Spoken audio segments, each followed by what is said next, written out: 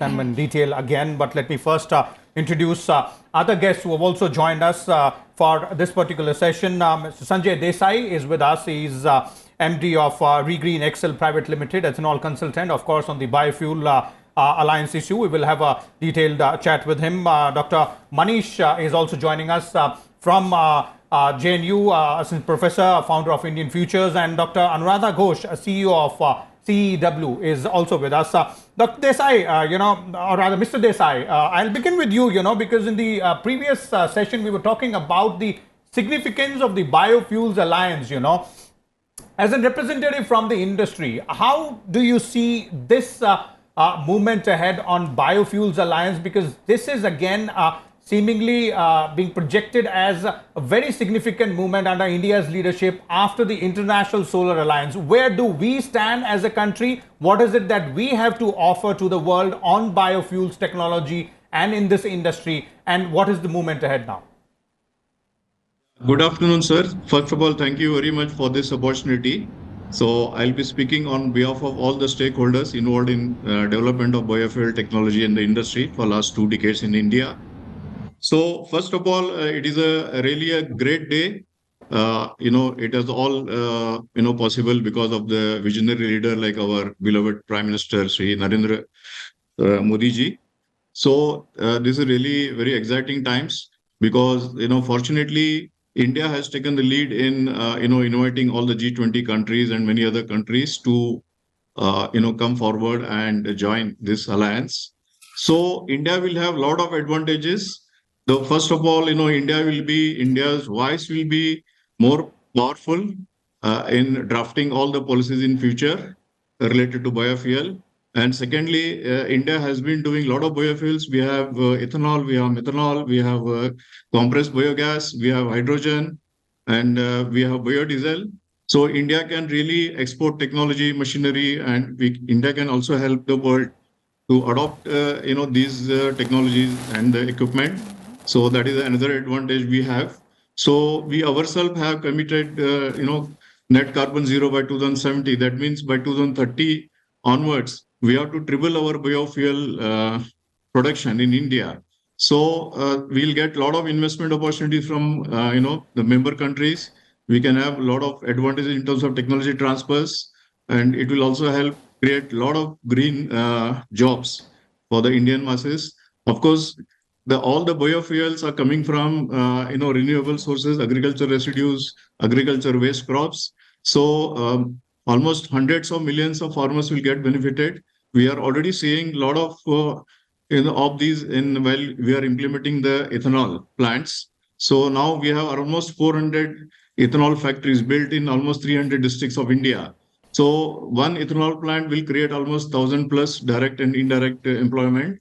Then it will also, one plant will involve about lakhs of farmers. So that way, India is in a much better position. So fortunately, we took this initiative to form this GPA, and I'm sure everyone will get benefited, pan-India basis. Okay, fair enough. Let me bring in Dr. Ghosh here as well. Dr. Ghosh, not just about the biofuels alliance, which has been a global biofuel alliance, which has been announced, but also various other, aspects of the challenges which the world economy faces right now, and the kind of statements which have come in as part of the New Delhi leaders' declaration.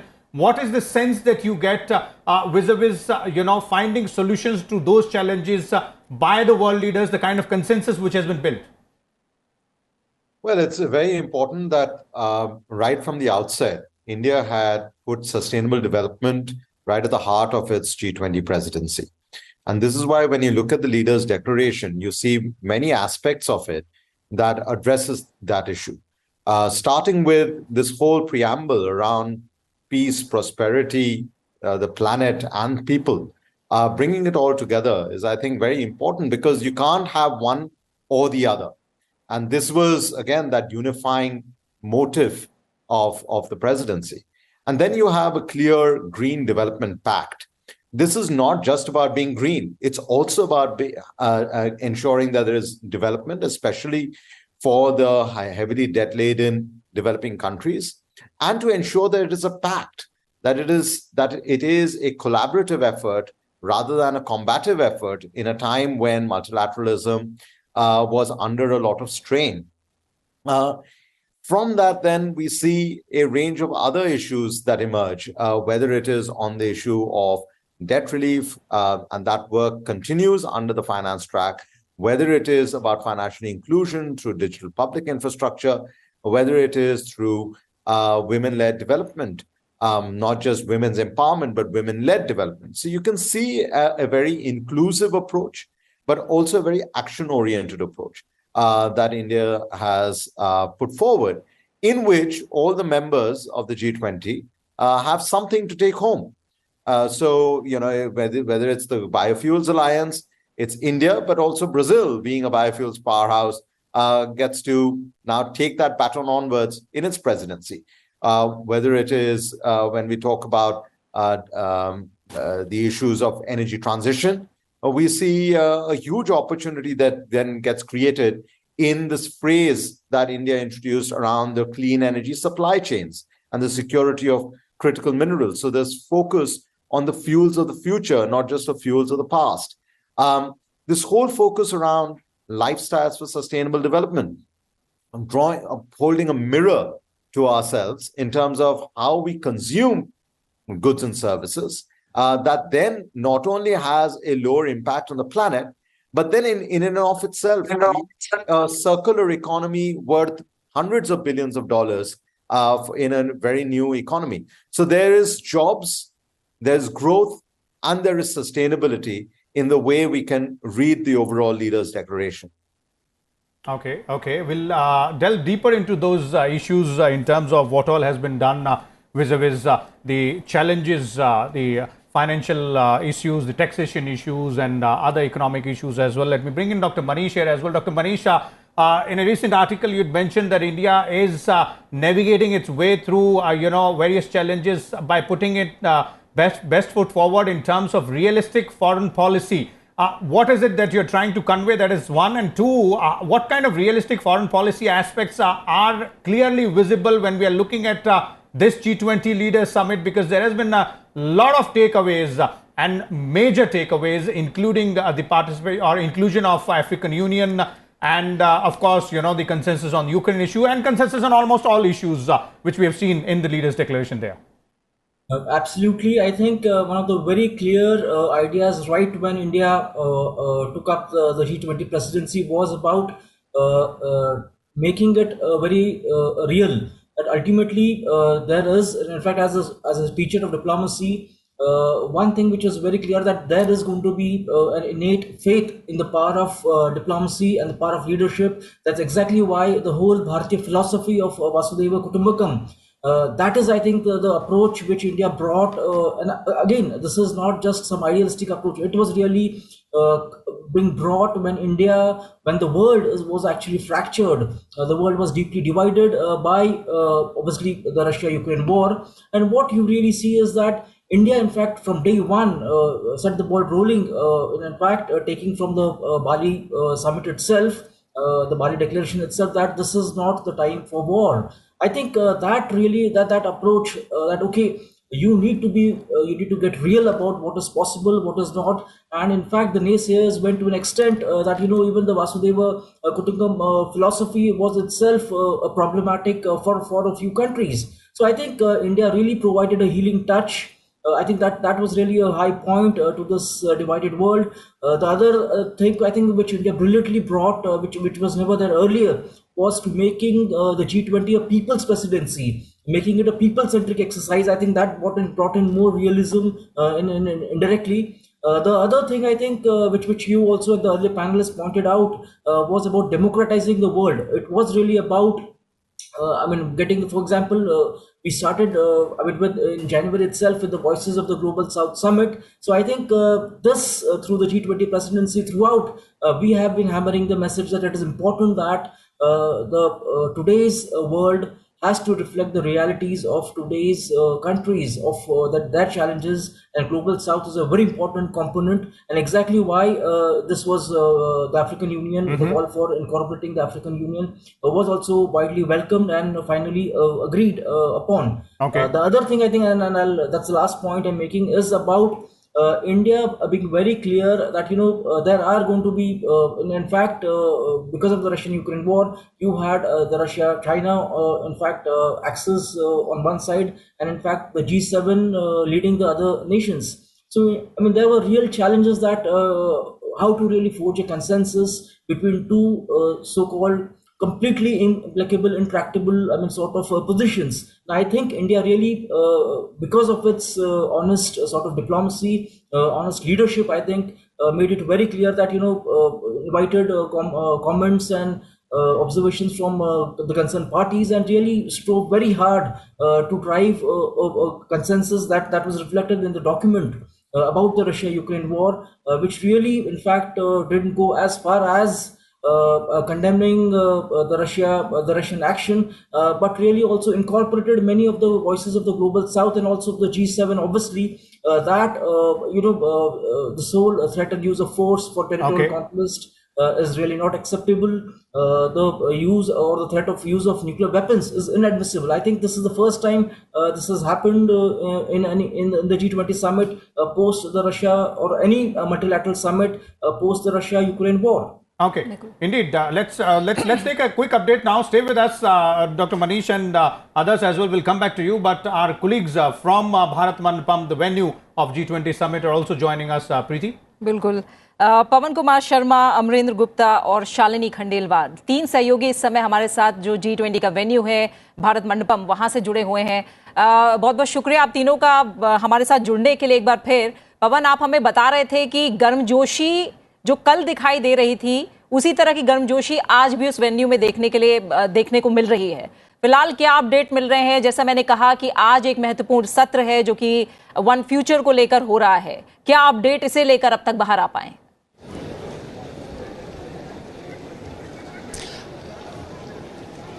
प्रीति, जो तीसरा session है वो इस वक्त चल रहा है और जैसी मैंने बात कही कि गर्मजोशी तो बिल्कुल है। ख़ास बात ये रही इसमें कि जो ब्राज़ील के राष्ट्राध्यक्ष है, और क्योंकि अगला जो G20 का अध्यक्ष होने वाला ब्राज़ील होने वाला है, और इंडोनेशिया ने बाली में जो है प्रधानमंत्री नरेंद्र मोदी को ये G20 जो है पिछले नवंबर में ये बागडोर संभाली थी, तो दोनों ने तीसरे सेशन की शुरुआत में प्रधानमंत्री नरेंद्र मोदी को जो है वो पौधा दिया है एक सामने, उसके विजुअल आ गए हैं अब उसके सामने। और साथ ही अपडेट ये भी है कि जो राष्ट्रपति जो बाइडेन है अमेरिका के, वो वियतनाम के लिए रवाना हो गए हैं क्योंकि सहमति न्यू दिल्ली डिक्लेरेशन पे हो चुकी है, तो राष्ट्रपति जो है वो वियतनाम के लिए चले गए हैं। तो ये अपडेट है फिलहाल, क्योंकि सेशन तीसरा जारी है और उसके ऊपर वन फ्यूचर को लेकर वो सेशन जारी है जैसा हम सभी जानते हैं, और उसके आउटकम भी हमारे सामने थोड़ी देर में हमारे सामने होंगे। मेरे सहयोगी जो है दोनों हाँ अलग अलग लोगों से बातचीत कर रहे थे। अमरेंद्र गुप्ता मेरे साथ हैं। अभी उन्होंने अमेरिकी विदेश विभाग की जो प्रवक्ता है हिंदी की, उनसे बातचीत की। आपने अभी बातचीत की इंटरनेशनल मीडिया के लोगों से। अमरेंद्र, क्या कहना है उनका, ये जो डिक्लेरेशन है या जो सक्सेस है इसकी? देखिए पवन, जिस तरह से ये महाशक्तियों का महाकुंभ है और उसका आज आखिरी दिन है और खासा इम्पॉर्टेंट माना जा सकता है ये आखिरी दिन, क्योंकि जिस तरह से वन अर्थ, वन फैमिली और वन फ्यूचर करके 3 सेगमेंट थे, वसुधैव कुटुंबकम की परिकल्पना से प्रेरित कर होके उसके एक बड़े मैसेज जा रहे हैं और जो आउटकम है वो बहुत ही इम्पॉर्टेंट आउटकम आने वाले हैं। जिस तरह से कल के जो आउटकम्स थे, जो कल की घोषणा थी, उसमें 112 पॉइंट्स को एड्रेस किया गया था। 37 पन्नों का ये घोषणा पत्र था जिसको आज अंगीकार कर लिया जाएगा और जो तीसरे सत्र के समापन के बाद इसको डिक्लेयर कर लिया जाएगा। लेकिन सबसे बड़ी बात है कि सरफेस से लेके स्पेस तक सभी मुद्दों को, जो इम्पोर्टेंट मुद्दे हैं G20 कंट्रीज़ के, उनको एड्रेस किया गया है। और जो अभी मैंने अभी मैकलॉड से बात की, जो कि अमेरिकी विदेश मंत्रालय में प्रवक्ता हैं और बहुत अच्छा हिंदी बोलती हैं, चूँकि उन्होंने भारत में काफ़ी समय बिताया है, गुजराती बहुत अच्छा बोलती हैं। उन्होंने कल जिस तरह से यूएस प्रेसिडेंट और प्रधानमंत्री नरेंद्र मोदी की केमिस्ट्री और जो सब्जेक्ट्स थे उस पर चर्चा की। उन्होंने बताया कि किस तरह से अमेरिका और भारत लगातार पास आ रहे हैं। खासकर मैंने उनसे एक सवाल किया कि आतंकवाद के मुद्दे पर और चीन की अलगाववाद नीति के मुद्दे पे किस तरह से विरोध दर्ज कराया गया, तो उन्होंने साफ तौर पर कहा कि अमेरिका और भारत मिलकर आतंकवाद की जो मुद्दे पर निंदा करता है। किसी भी कंट्री की अलगाववाद नीति को दोनों कंट्री के अलावा G20 कंट्री बर्दाश्त नहीं कर सकते। और भी कई अहम मसलों पे बात हुई। और सबसे बड़ी बात मैं आपको बता दूं कि आज जो प्रधानमंत्री नरेंद्र मोदी हैं, आज समापन वाले दिन कई सारे द्विपक्षीय वार्ता में भाग लेने वाले हैं, क्योंकि इस तरह की मीटिंग से जो मैसेज जाता है वो इम्पॉर्टेंट इसलिए भी होता है कि इस मीटिंग के बाद जो द्विपक्षीय वार्ता होती है, दोनों जो कंट्रीज होते हैं उनमें सामरिक समझौतों के साथ साथ कई मसलों पे विस्तार से चर्चा होती है, और ये एक फ्यूचर का रोड मैप होता है। और जो विकासशील देश हैं उनको भी खासी उम्मीद होती है, जिस तरह से अफ्रीकन यूनियन को हमने शामिल किया, तो G20 भी अपने आप में, भारत का ये G20 वास्तव में एक स्वर्ण अक्षरों में लिखा जाएगा, क्योंकि अगली बार जब G20 होगा तो G20 की जगह वो G21 कहलाएगा। तो एक खासा अहम ये समिट माना जा सकता है और बहुत सारे आउटकम्स इसमें आने वाले हैं। बिल्कुल, जैसा अमरेंद्र बता रहे हैं कि आतंकवाद बड़ा मुद्दा है और इसके ऊपर मेंशन भी है न्यू डिक्लेरेशन में। शालिनी, आप भी लगातार कवर कर रही हैं, आपने क्या पाया? बिल्कुल पवन, और जैसा कि देखा जा रहा है कि ऐसा लगभग कह सकते हैं कि पहली बार ही हुआ है कि शिखर सम्मेलन के पहले दिन ही आम सहमति बन गई और पूरी 100% कॉन्सेंसस मिला है और सभी लोग सहमत हो गए। और आपको बता दें कि मूल एजेंडा और परिणाम दस्तावेज़ों के मामले में भी ये एक बहुत बड़ी सफलता है, और ये सफलता हासिल हो रही है भारत के नेतृत्व में। 112 परिणाम दस्तावेज़ और अध्यक्षीय दस्तावेज़ घोषणा पत्र में शामिल हैं। जो पिछला G20 सम्मेलन हुआ था इंडोनेशिया में, उसमें उससे दोगुने से ज़्यादा जो परिणाम दस्तावेज़ और अध्यक्षीय दस्तावेज़ भारत के नेतृत्व में तैयार किए गए हैं। परिणाम दस्तावेज़ मैं बता दूं, वो दस्तावेज़ होते हैं जो मंत्रियों ने पिछले महीनों जो भी बैठक हुई है भारत के अलग अलग स्थानों पर, 60 शहरों में 200 से ज़्यादा जो बैठकें हुई हैं, उनमें जिन बातों पर सहमति बनी वो परिणाम दस्तावेज़ में शामिल की गई हैं। इसके अलावा ये जो परिणाम दस्तावेज़ हैं वो 73 हैं और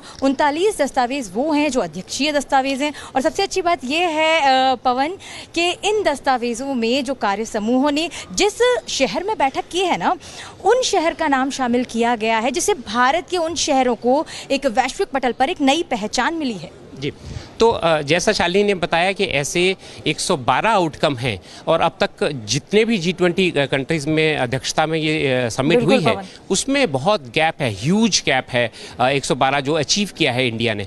तो ये हर लिहाज से प्रीति बहुत बड़ी बात है।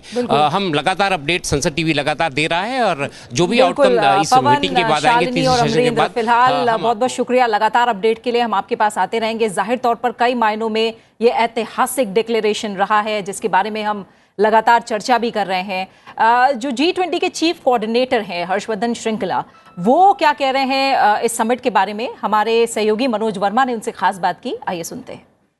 G20 के चीफ कोऑर्डिनेटर हर्षवर्धन जी हमारे साथ इस समय मौजूद हैं।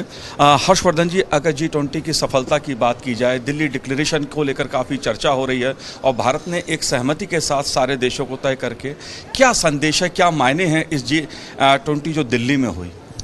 तो आपने देखा कल G20 new Delhi declaration consensus से अडॉप्ट हुआ और सभी G20 मेंबर्स जितने भी लीडर्स हैं उनकी मतलब सहयोग और समर्थन से ही हुआ ये एक बहुत ही महत्वपूर्ण संदेश है, क्योंकि भारत के अध्यक्षता में ये डिक्लेरेशन एक तो आप कह सकते हैं कि ऐसे मल्टीलैटरल प्रोसेस में डिक्लेरेशन काफ़ी देर से होता है, मतलब फाइनल डे के लास्ट मिनट पे होता है क्योंकि नेगोशिएशन चलते रहते हैं। सेकंड, आज के विवाद के समय पर ऐसे डिक्लेरेशन अटेन करना मतलब बहुत ही मुश्किल है। पर पहला दिन में आपने देखा कि प्रधानमंत्री साहब ने अनाउंस कर दिया था कि आपस में हमारे G20 के मेंबर्स सदस्यों के आपस में सहमति हो गई है और एक न्यू दिल्ली डिक्लेरेशन का अडॉप्शन भी हो गया। तो ये सभी के लिए काफ़ी मतलब एक सरप्राइज़ का फैक्टर था कि ऐसा महत्वपूर्ण डिक्लेरेशन जिसमें इतने सारे इनिशिएटिव्स हैं, इतने सारे ग्लोबल चैलेंजेस के जो चुनौतियां हैं ग्लोबल लेवल पे, इनके मतलब सॉल्यूशंस भी हैं इसमें। तो पहला दिन में सबके मतलब सबका समर्थन लेके ऐसा डिक्लेरेशन अचीव करना काफ़ी मतलब आप कह सकते हैं एक बहुत ही बड़ा अंतर्राष्ट्रीय लेवल पे अचीवमेंट है। जी, अफ्रीकन यूनियन का मुद्दा एक बहुत बड़ा हुआ जो भारत की पहल पर सहमति बनी, G20 में शामिल किया गया। इस पहल को आप कैसे देखते हैं और भारत की भूमिका इस संदर्भ में कैसे देख रहे हैं आप? तो हम तो कह रहे हैं कि हमारे जो रिश्ते हैं अफ्रीका के साथ वो तो सैकड़ों साल पुराने हैं और हाल में इंडिया अफ्रीका फोरम समिट हुई थी 2015 में और आज के जो रिश्ते हैं अफ्रीका से वो हमारे मतलब क्लोज फ्रेंडशिप और कोऑपरेशन के एक सिंबल है और हमारा पोजीशन यही रहा कि आज के जो इंटरनेशनल गवर्नेंस इंस्टीट्यूशंस हैं जैसे यूएन है, मल्टीलैटरल डेवलपमेंट बैंक्स हैं, इनमें 21st सेंचुरीज़ के जो रियलिटीज़ हैं, आज के जो रियलिटीज़ हैं वो रिफ्लेक्ट होने चाहिए इनके जो रिप्रेजेंटेशन में, इनके सदस्यों में। तो जब हमने अफ्रीकन यूनियन को प्रपोज किया कि अफ्रीकन यूनियन एक G20 के परमानेंट सदस्य बनना चाहिए, तो हमारा पोजीशन यही पोजीशन का मतलब कंटिन्यूएशन है और हम आज कह सकते हैं कि हमारा जो कमिटमेंट था कि डेवलपिंग कंट्रीज़ ग्लोबल साउथ का रिप्रेजेंटेशन बढ़ाया जाए इंटरनेशनल अंतर्राष्ट्रीय संगठनों में और अफ्रीकन यूनियन को आज G20 के परमानेंट सदस्य बनाया गया है भारत की अध्यक्षता में जी। तो ये हमारे लिए और प्रधानमंत्री मोदी जी के लिए एक बहुत ही बड़ा अचीवमेंट कह सकते हैं, सफलता कह सकते हैं। सर, एक आखिरी सवाल और, क्योंकि प्रधानमंत्री जी ने स्वयं भारतीयता का संदेश दिया, भारतीय संस्कृति का संदेश दिया, इस G20 के जरिए डिजिटल टेक्नोलॉजी का संदेश दिया गया, भारत लोकतंत्र की जननी है, ये संदेश भी गया पूरी दुनिया में। इन पहलुओं को आप कैसे देखते हैं? शुरू से ही ये प्रधानमंत्री जी का मार्गदर्शन था कि भारत का विभिन्नता और सांस्कृतिक विभिन्नता और विरासत, हमारे जो टूरिज़्म पोटेंशियल है वो दुनिया को दिखाया जाए G20 के माध्यम के थ्रू। और 220 मीटिंग जो हमने किए हैं हमारे देश के 60 शहरों में, इसमें 330 कल्चरल इवेंट्स हुए हैं, 18,000 हमारे कलाकार इसमें डायरेक्ट पार्टिसिपेशन किया है इन्होंने। और आज अगर आप देखें तो टेक्नोलॉजी का शोकेस इस समिट में एक इतनी अच्छी तरह प्रदर्शन हुई है। आप RBI के इनोवेशन हब देखें तो central bank digital currency, frictionless credit, आप डिजिटल इंडिया के एक्सपीरियंस जोन पे जाएं तो आप इंडिया स्टैक जितने भी जनधन, आधार, UPI, ई-संजीवनी, सभी हमारे डिजिटल पब्लिक इंफ्रास्ट्रक्चर का प्रदर्शन है। हमारे मोबाइल वॉलेट का भी एक प्रदर्शन है, अंतर्राष्ट्रीय मीडिया को दिखाया गया है। तो हाई टेक्नोलॉजी, कल्चर, ये हमारे शोकेस जो हैं भारत के, वो अच्छी तरह मतलब ये इस बहुत ही प्रभावी ग्रुप में प्रदर्शन किया, हमने ग्लोबल लेवल पर प्रदर्शन किया। हर्षवर्धन जी, बहुत बहुत शुक्रिया हमसे बात करने के लिए। Okay, so there it is. You heard none other than Chief Coordinator Harshvardhan Shringla himself dwelling upon various aspects of this successful G20 Leaders Summit, which is still ongoing. The third session is on, but we've had some tangible outcomes, very important ones as well, in the form of the leaders' declaration out there. Let me go back to our panelists here. Mr. Bhattacharya is with us. Mr. Bhattacharya, you were talking about, the diplomatic efforts, the diplomatic part of it as well. And Mr. Shringla also, expressed his views on how it came about.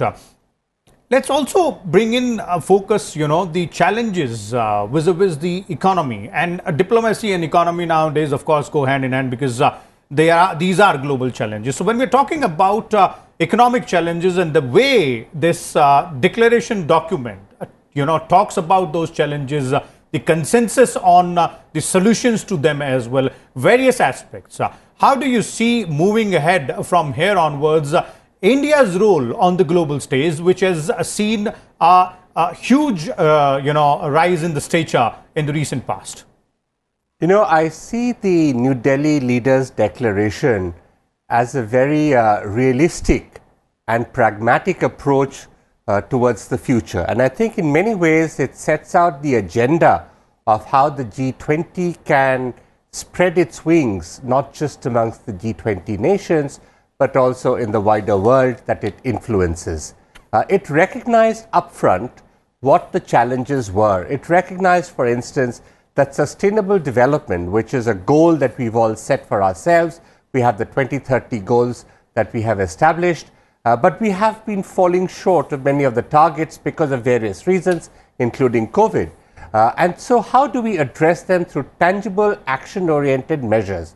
The second thing that it also did, which is related, was how do we address the issue of climate change? This has again been an extremely contentious issue. And it kind of built upon the understanding of Bali. It built upon the understanding of the COP process, where the UNFCCC, where the climate change issues are actually discussed, to build about a technical assistance action plan which is multi-year in its orientation, to look at the contributions that have to come from the developed world, while at the same time recognizing that there is common but differentiate responsibility towards this issue that everyone has to address. The third challenging issue was the one of investments and debts, because as you've seen, without investments it becomes extremely difficult to continue with the aspiration of development that most of the developing or the global south wishes to have. But that leads often to debt traps, or it leads to high incidence of debts. So I think in this particular aspect, again, the teams were able to work out very cogent actions that will help.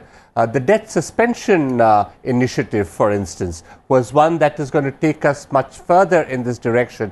But perhaps the most significant one was in the discussion on the reform of the multilateral governance structures, including the MDBs in the context of economic progress. The MDBs have the representation of all countries today, but in their governance structures, the decision-making processes are still heavily loaded towards the more developed or the richer countries. And I think that's where the adjustments are now beginning to take place, because there is a realization, and I think that's why this motto of one world, one family, one future is so important, because it's realized that a holistic, all-encompassing, balanced development process has to be the focus. Okay. Dr. Ghosh, I'd like to bring you in here on this aspect which, Ambassador was pointing out, to specifically, restructuring of MDBs and, global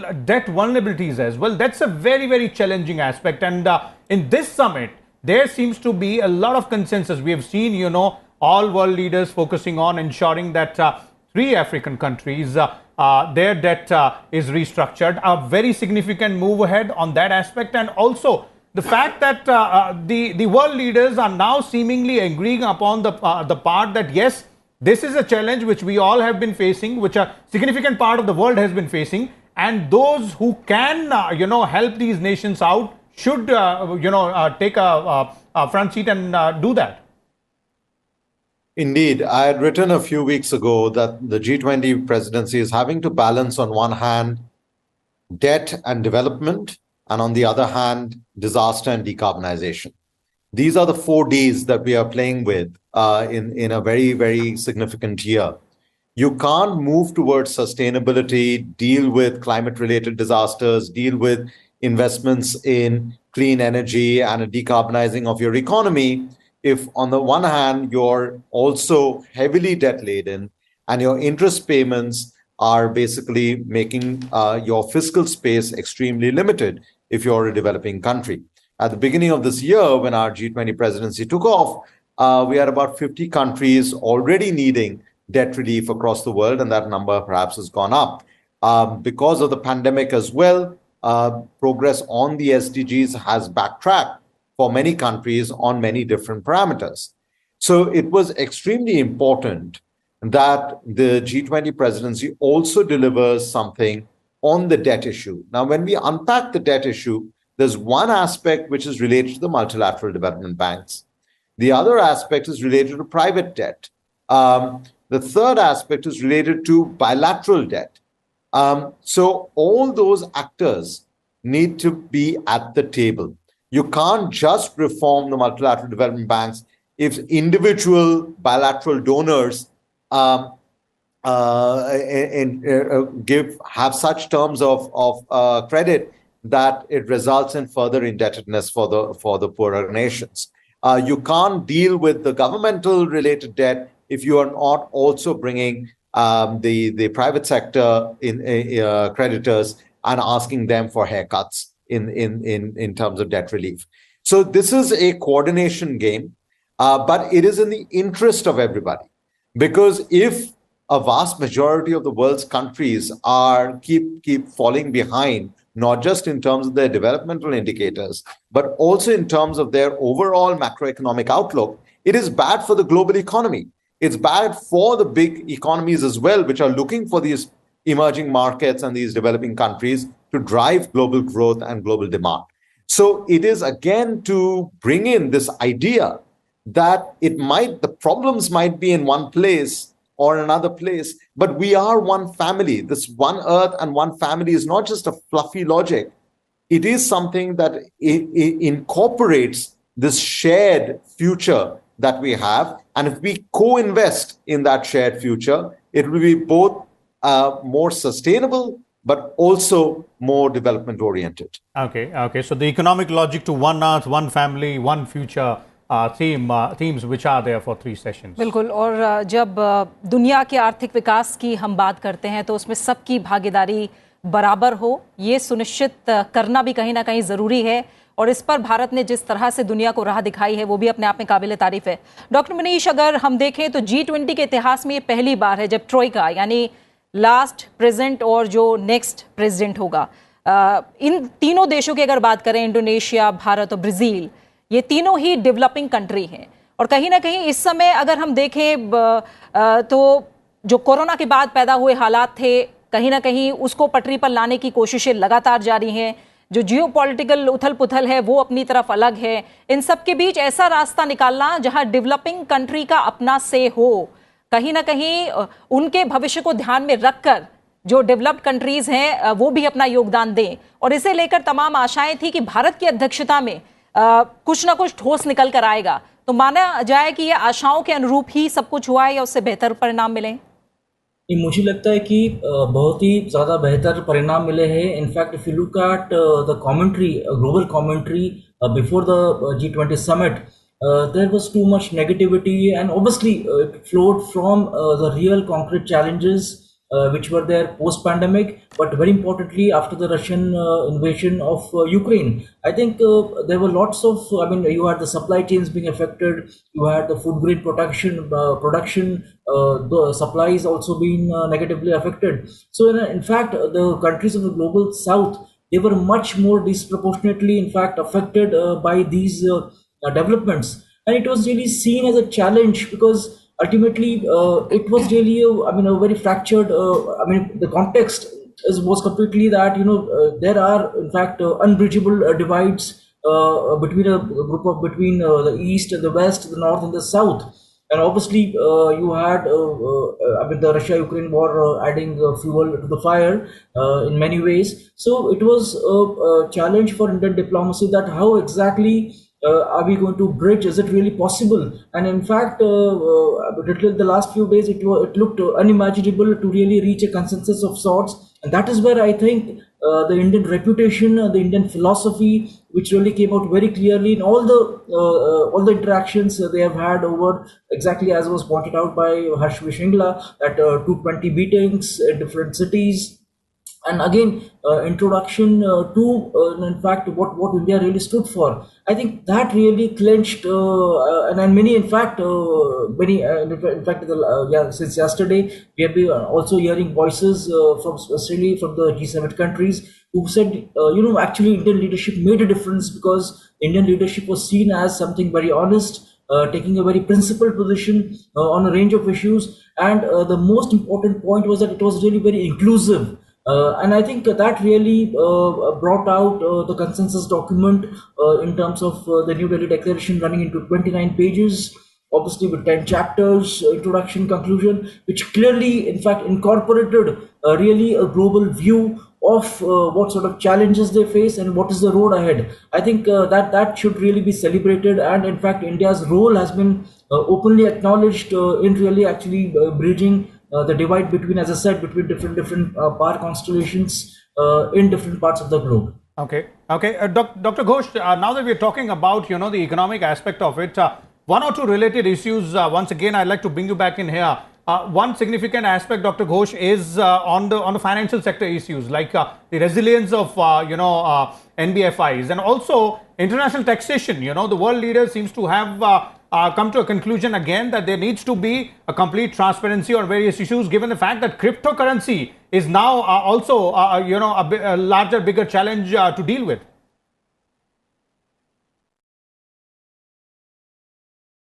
Dr. Ghosh, you will have to unmute yourself. As the Honorable Finance Minister also said yesterday in her press briefing, that there are these significant outcomes from the finance track side, and this was related on one part to the legacy issues of the development, the reforms of the multilateral development banks, but also these issues around international taxation and the governance framework around cryptocurrencies. I think in a way we are seeing from this G20 presidency, it's a bridge between the past and the future.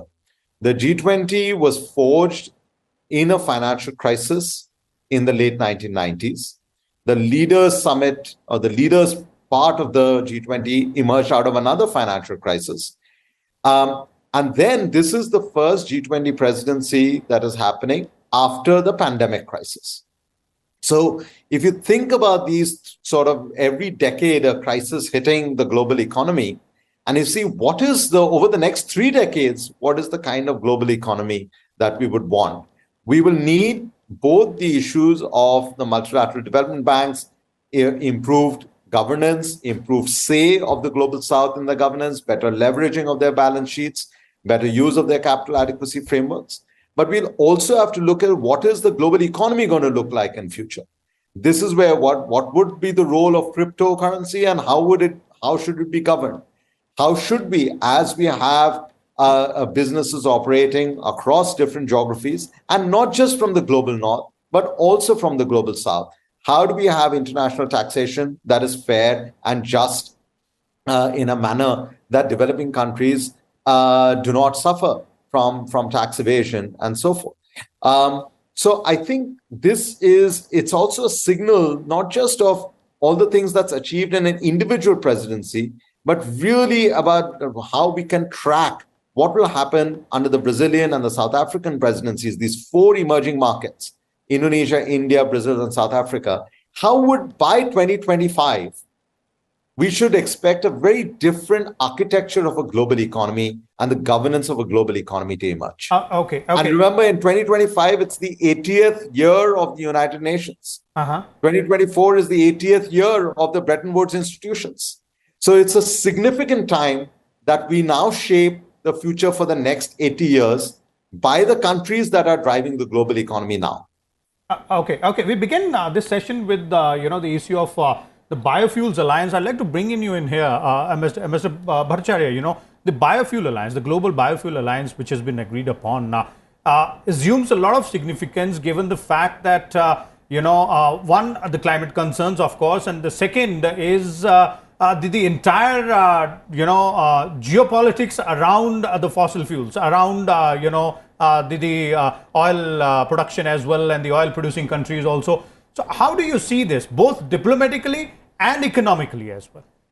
So as I see the biofuels issue, I see 2 different very important strands coming into the picture. The first is the question of climate change, sustainability, carbon. The second is actually the agriculture question as well. There was a very important session that was held on food security. But it must be recognized that agriculture is not necessarily only just food. It can provide other products as well and provide sustenance to the agricultural community. So what the Biofuel Alliance does, it takes forward the various initiatives that have taken for decarbonization, in a sense, if we call it, leading towards reducing our dependence on fossil fuels, bringing about new ways in which we can have solar, the hydrogen, the green hydrogen task force that was set up, part of this initiative, was another important step in this direction. And now the biofuels initiative. You saw how the global leaders led by Prime Minister assembled at the launch of the biofuels initiative. So what this does is provides us with energy efficiency, lower carbon content, so that we move towards our targets of climate change. And at the same time, it provides a new hope for the agricultural farming community. So there's one segment that can focus on the food security issues, but there is great income potential in this, and that, I think, is a big takeaway of the biofuel sector. We are, of course, as you know, leaders both in terms of the development of technology as well as its utilization. The composition and the ratios that we've been using of biofuels in our fuel mix have been quite remarkable. But we have great support from other countries. Other countries have done extremely well too, whether it is the Americans or the Brazilians in particular. So the collaboration potential for biofuels is enormous. I am very, very excited about this. Okay. बिल्कुल। संजय देसाई जी, जैसा अभी संजय भट्टाचार्य जी ने भी कहा, जो agriculture का aspect लेकर आए, क्लाइमेट टारगेट को लेकर भी बात की गई है डिक्लेरेशन में कि 2030 तक जो हमारी प्रतिबद्धताएं हैं वो सभी देश पूरा करें। इसके अलावा अगर हम प्रेसिडेंट बाइडेन का ट्वीट देखें तो उन्होंने यही लिखा कि at a moment when the global economy is suffering from the overlapping shocks of the climate crisis, fragility and conflict, this year summit prove that the G20 can still drive solutions to our most pressing issues. अब आपको क्या लग रहा है, इस बार का जो summit था, जो तमाम चैलेंजेस क्लाइमेट को लेकर रहे हैं, हम बायोफ्यूल अलायंस की तो बात कर ही रहे हैं, प्रधानमंत्री ने ये भी सुझाव दिया कि हम G20 सैटेलाइट मिशन शुरू करें, जो कहीं ना कहीं जो एनवायरनमेंट है और जो क्लाइमेट है उसके अवलोकन में कहीं ना कहीं सहायता करेगा तमाम देशों को भी। आपको क्या लग रहा है, जो तमाम चैलेंजेस हैं उसमें कितना आगे हम बढ़ पाए हैं इस समिट को लेकर अगर बात की जाए तो? Yeah, actually, if you see Indian experience for last 1 decade, so talk about ethanol, we were only below 2% blending in gasoline. So now we have gone up to 12%, and we are targeting E20, that is 20% blend of ethanol in petrol. So for sustainability and the growth of the biofuel, first and foremost requirement is a political will. So that we definitely have within India, and also with this biofuel alliance. So then, first day itself, 19 people have signed, 19 countries have signed. And the other speaker has already told that, there is a lot of importance given in the G20, that all the leaders were attending these sessions on the biofuel. So that is definitely is a good advantage for all of us. Then sustainability will also depend on feedstock and the water. These are the two issues. Like we have, as in India, we are fortunate to have sugarcane and also maize, whereas US does a lot of biofuels from corn, and Brazil go with sugarcane. So India is the only country where we have both the feedstocks. So because we can't really touch any of the feedstock which are used as food. So that way we are very fortunate. Maize, there will be a lot of opportunities. Maize, apart from ethanol and biofuels, we can also produce a lot of cattle feed. So it can lead to, again, milk and the dairy revolution in India. So once you start developing maize as a main feedstock for the ethanol, so that everyone should remember. If you really see, it's a very big business end of the day. It is not just, we are trying to help the environment, help the farmers. Apart from that, today, almost $100 billion business is there as of now in the biofuel market. So this can double to 200 billion. So if you also look at the business, and with this biofuel alliance, मैं राष्ट्रपति लूला को इस अवसर पर अपने विचार साझा करने के लिए आमंत्रित करता हूं। Bem, primeiro gostaria de dizer às autoridades aqui presentes, suas altezas, aos presidentes, aos primeiros ministros, de que a natureza, ela continua dando demonstração de que nós precisamos cuidar dela com muito mais carinho. Essa semana tenderness this week. 3 days ago in Brazil, a cyclone in the state of Rio Grande do Sul. We had never had a cyclone there, but the cyclone killed 46 people, and we have almost 50 people missing. And this draws our attention because phenomena such as these have been taking place in all different locations on our planet. Well, first, I would like to congratulate Prime Minister Narendra Modi for the efficient leading of the Indian presidency of the G20 and for the excellent work done in preparing this summit, and also with all the care that he and they gave us in these days that we spent with you. I thank India for its efforts to giving voice to the topics of interest to emerging economies. So I would also like to give my salute to our friend, the representative of the African Union, who is a member of G20. Como uma das principais instâncias de governança global na esteira de uma crise que abalou a economia mundial. Nossa atuação conjunta nos permitiu enfrentar os momentos mais críticos, mas foi insuficiente para corrigir. And this was not sufficient to correct the structural defects of neoliberalism. The global financial architecture has changed little, and the foundations of a new economic governance have not been laid. New emergencies emerged. Challenges have accumulated and worsened. We are living in a world where wealth is more concentrated, in which millions of human beings still go hungry, where sustainable development is always threatened, in which governance institutions still reflect the reality of the middle of the last century. We will only be able to face all these problems if we address the issue of inequality of income, access to health care, education, food, gender, and race, and also of representation is at the origin of all these anomalies. If we want to make a difference, we have to place reducing inequalities at the core of the international agenda. Therefore, the Brazilian presidency of the G20 has 3 priorities. The first one is social inclusion and fight against hunger, energy transition, and sustainable development in its 3 aspects: the vector social, the economic, and environmental vector. And thirdly, the reform of global governance institutions.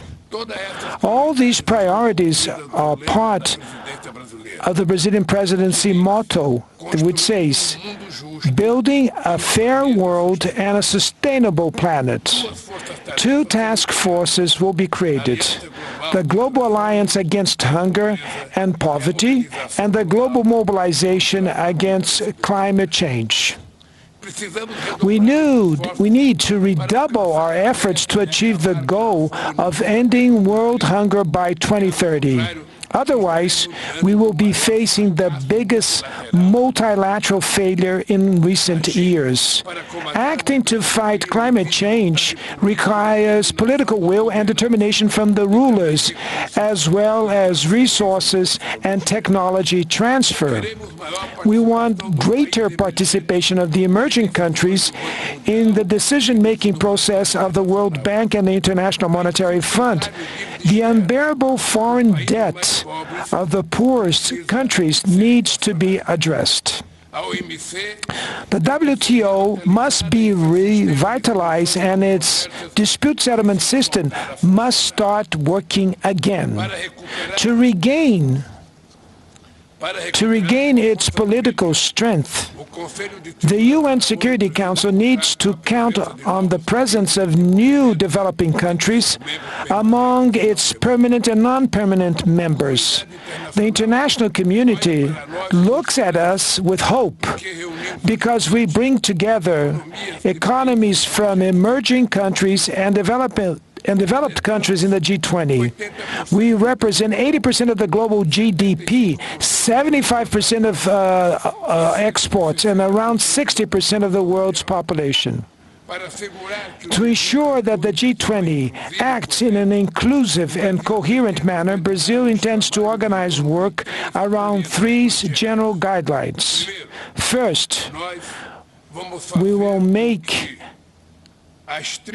the political and financial paths work in coordination and in a more integrated way. There's no point in agreeing on the best public policy if we do not allocate the necessary resources for its implementation. Second, we have to listen to civil society. There are no governments without civil society. The Brazilian presidency will ensure that engagement groups have the opportunity to report their conclusions and recommendations to government representatives. Thirdly, we cannot let geopolitical issues hijack the discussion agenda of the various G20 levels. We are not interested in a divided G20. Only through joint action may we face the challenges of our days. We need peace and cooperation instead of conflict.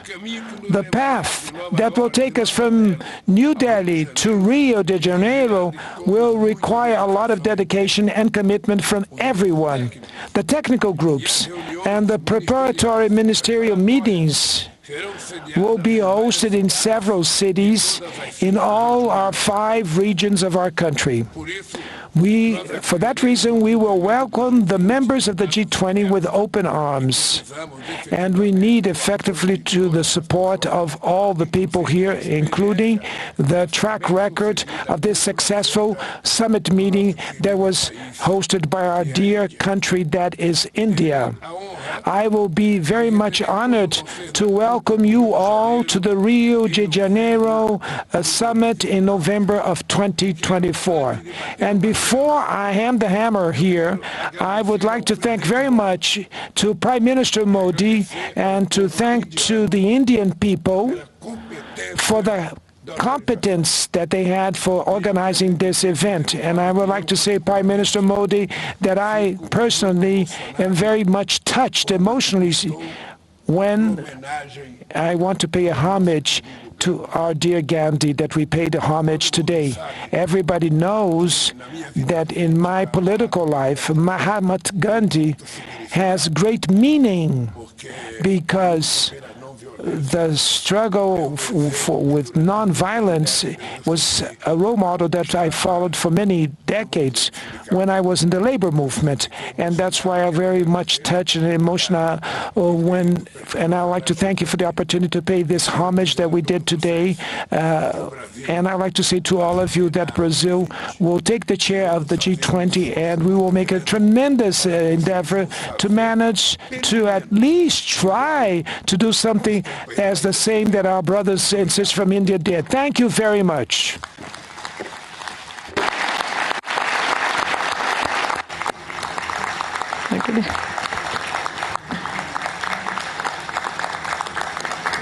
Your Highnesses, Excellencies, जैसा आप सब जानते हैं, भारत के पास नवंबर तक G20 presidency की भी जिम्मेदारी है।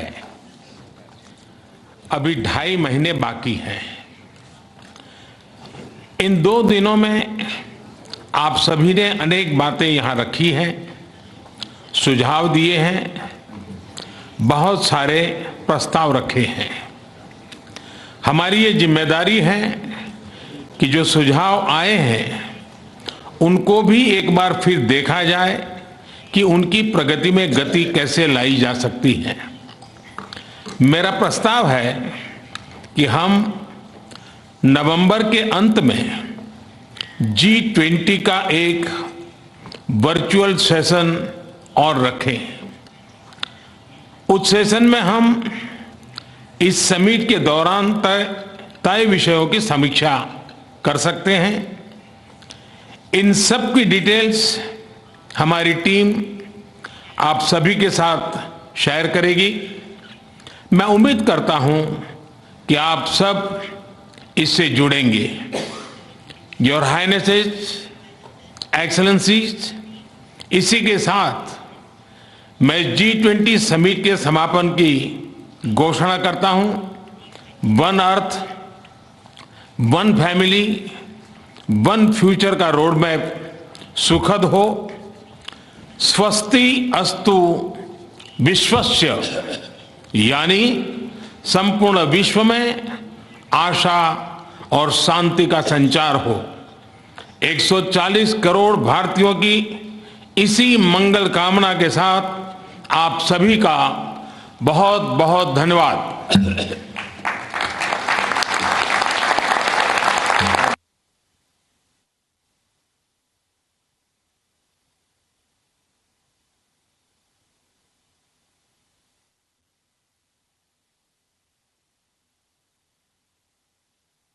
So there it is.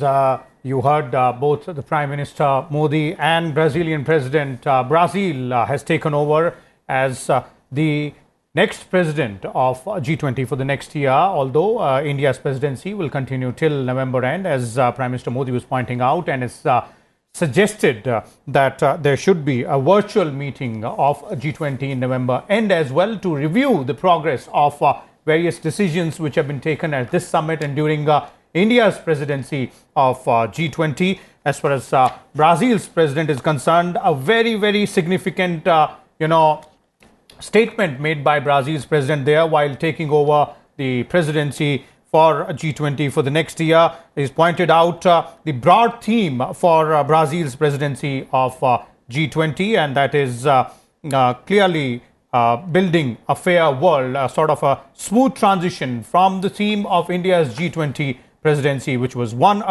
world, one family, and one future. Brazilian president also pointed out as to what will be the key focus areas as far as their presidency of G20 is concerned, which include social inclusion, energy transition, reforms of global government institutions, reforms in UNSC as well, significant representation to the developing countries in the UNSC, and also suggested that there should be a coordinated and integrated approach of finding solutions to various challenges, and not only solutions in theory but also allocation of proper resources for implementation of those solutions which are agreed upon by the world leaders, also bringing in fold the views of civil society out there in terms of challenges. The Brazilian president in his speech there has pointed out that inequality of income, health, food,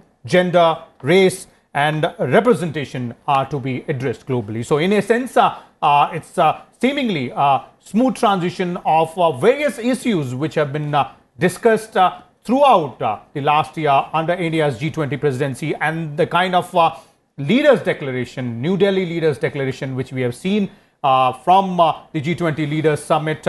All these issues have been touched upon, have been focused upon, path forward, the solutions to these challenges have been agreed upon as well by the world leaders, and Brazilian president has clearly pointed out that that is the thread which Brazil is going to take up and move forward with more focus, more energy and an integrated approach out there. We have with us Mr. Bhattacharya still with us in the studio. Mr. Bhattacharya, sort of a quick, smooth transition which we see in terms of what, as you know, we heard both Brazilian president and Prime Minister Modi there as well, and the way we have seen the kind of issues which have been taken up throughout the seemingly the same thread being carried forward by Brazil. Well, you've seen that the emerging countries have had a very similar voice. I think one of the strongest points that came out of this summit was the voice of the Global South. India championed its cause very effectively, and was its leading voice throughout the process.